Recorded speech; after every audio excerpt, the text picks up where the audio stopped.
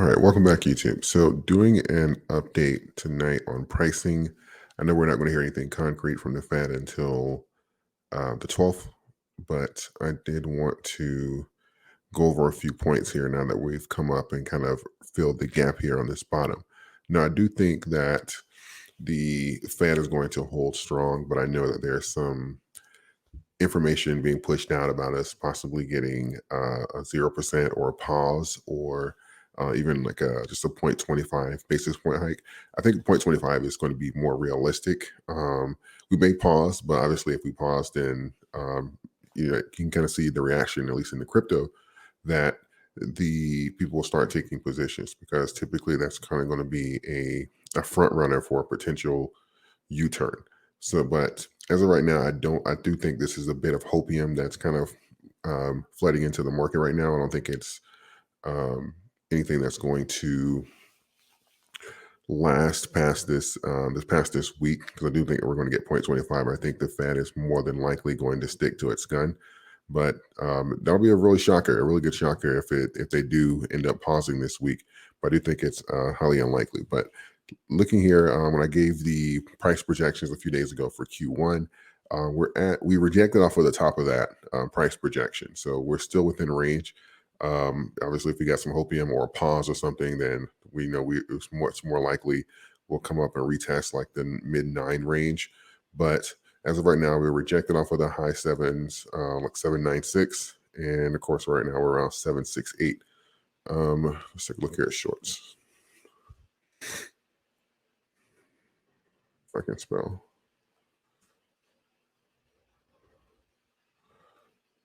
Still not spelling correctly. There we go.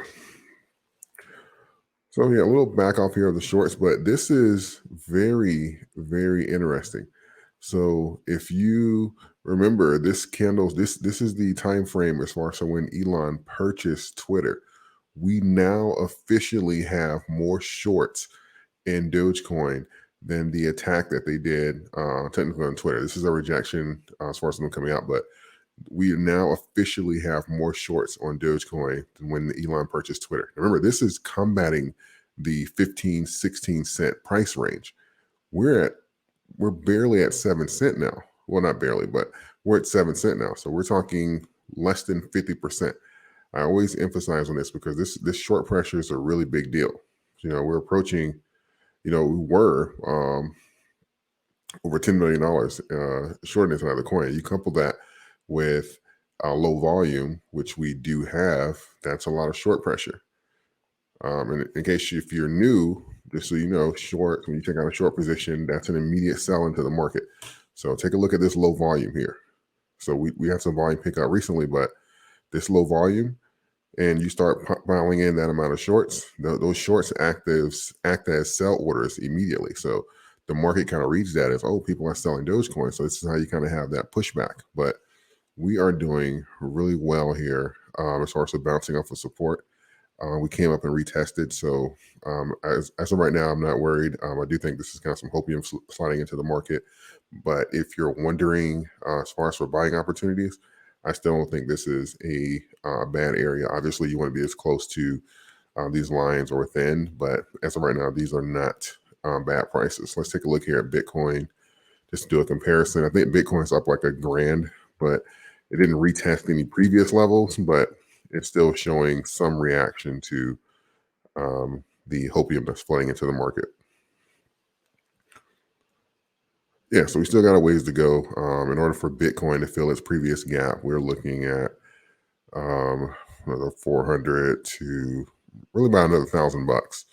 And then it'll be kind of like in the same situation as Dogecoin, but it's still certainly reacting. We take a look here at the shorts. I don't think that it's wildly, yeah. So yeah, shorts are coming out of Bitcoin, almost filled the gap down here.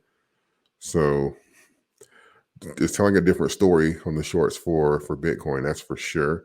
So you're seeing certainly a reaction that's more true to its actual price versus the pure hatred that gets linked with Dogecoin and the shorts as far as for timing and stuff like that. And bots and everything else that they can throw at it. They'll hit Doge with everything but the kitchen sink.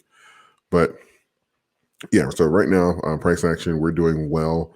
Fill the gap here, got a rejection. If we retest or if we get some more leaked news, quote unquote, from the feds, then you can kind of expect a reaction. I wouldn't consider a run unless we broke above this support here.